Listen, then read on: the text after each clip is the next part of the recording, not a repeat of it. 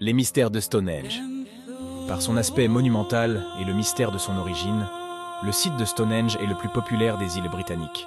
Au terme de 2 siècles d'investigations scientifiques tous azimuts, une certitude s'impose.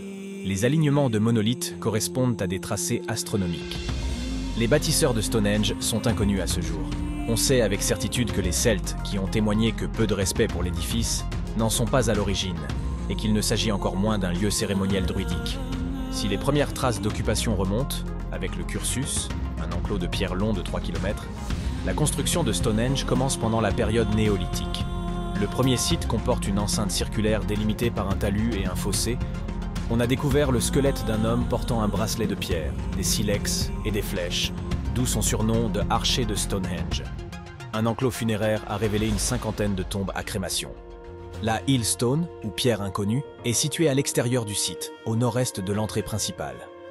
Enfin, les 4 Station Stones, ou pierres de position, sont disposées dans l'alignement du cercle dessiné par les trous d'Aubrey. Au Chalcolithique s'ajoute une avenue, sentier non linéaire encadré de 2 fossés et de talus partant de la Hill Stone vers le nord-est pour rejoindre la rivière Avon. On observe aussi un double cercle de pierre bleue dont le lieu de provenance est Preseli Hills, au pays de Galles, à plus de 250 km de Stonehenge. À l'âge du bronze, du grès sarsen est extrait des carrières toutes proches pour ériger un immense complexe de monolithes central. Au centre, 5 imposants trilithes sont disposés selon un plan en fer à cheval. Là réside le premier mystère. Le transport des blocs de grès sarsen, pesant pour certains près de 50 tonnes, interpelle. Le transport au moyen de traîneaux, de cordes et de rouleaux de bois aurait mobilisé des milliers d'hommes pendant des décennies. John Aubrey, en 1640, énonce une première théorie sur l'utilité du site de Stonehenge. Il s'agirait d'un édifice à vocation astronomique. Il note avec intérêt la présence d'un cercle de 56 cavités espacées l'une de l'autre de 5 mètres. Plus tard, l'écrivain Alan Butler s'appuiera sur cette découverte pour tenter de prouver l'existence d'un système de géométrie mégalithique. À 360 degrés en astronomie, ce système donnerait 166 méridiens quadrillant le globe, des lignes de sel. Une de ces lignes passerait justement par Stonehenge. Selon lui, les cavités, nommées depuis trous d'Aubrey, seraient des emplacements de marqueurs permettant de calculer les mouvements astronomiques. Mais l'élément qui va concentrer les efforts des archéologues est la Hill Stone, une pierre située au nord-est de l'enceinte mégalithique. En 1740, William Stukeley observe qu'au moment du solstice d'été, le centre de la pierre est partiellement illuminé par les premiers rayons, formant un couloir solaire. Fort de cette première certitude, Stukeley n'en remarque pas moins un écart d'alignement entre la Hill Stone et l'axe du Soleil. Cet écart pourrait correspondre aux variations de l'obliquité de l'écliptique, inclinaison de l'axe terrestre. Plus clairement, l'alignement du couloir solaire se serait naturellement dérégulé depuis sa construction sous l'effet des mouvements du globe. Le débat est relancé avec la publication en 1963 de Stonehenge Decoded par Gerald Hawkins.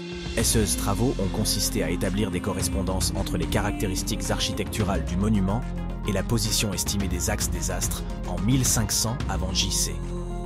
Les calculs, réalisés par ordinateur, une prouesse à l'époque, ont mis en évidence 13 correspondances solaires et 11 correspondances lunaires. Selon Hawkins, Stonehenge aurait servi à prévoir les dates des éclipses. Il complète en outre l'interprétation des trous d'Aubrey. Le déplacement des marqueurs d'un trou à l'autre permettrait également de prévoir les éclipses de lune. La réaction de la communauté scientifique, méfiante face à l'introduction de nouvelles techniques, ne se fait pas attendre. Un an plus tard, l'archéologue Richard Atkinson livre une version contradictoire. L'alignement approximatif et la nature des trous d'Aubrey indiquent qu'il s'agit de cavités naturelles. Le fait que les Station Stones recouvrent certains de ces trous disqualifie la thèse de Hawkins. De plus, il estime que les connaissances astronomiques au 2e millénaire avant notre ère n'étaient pas assez avancées pour justifier l'utilisation d'un calculateur aussi élaboré. En 1965, l'astronome Peter Newham décèle la présence d'un alignement correspondant aux équinoxes entre une des Station Stones et un orifice situé à proximité de la Hill Stone. Il trouve une correspondance similaire entre 2 Station Stones et l'axe de la Lune à son point le plus haut. Mais l'alignement des Station Stones entre elles paraît des plus subjectifs. De plus, ces mégalithes, attribués à la phase néolithique du site, pourraient en réalité avoir été édifiés à une date plus tardive, ceux qui remettraient en cause leur fonction dans l'édifice originel.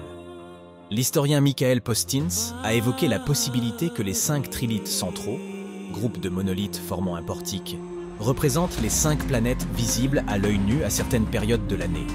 Les noms des planètes devaient selon lui être inscrits dans la pierre, indication effacée depuis par l'érosion.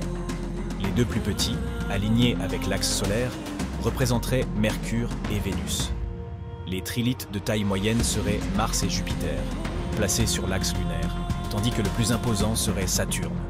C'est l'étude d'un site aux caractéristiques architecturales proche de Stonehenge qui va permettre d'effectuer l'avancée la plus significative. Newgrange, au nord de Dublin, en Irlande, est un large tumulus aménagé en chambre funéraire. Un long couloir fait pénétrer chaque année les rayons du soleil dans la chambre avec une précision déconcertante, lors du solstice d'hiver, jour le plus court de l'année. La symbolique est de réveiller l'âme des ancêtres pour permettre aux jours de s'écouler de nouveau et aux cultures de prospérer.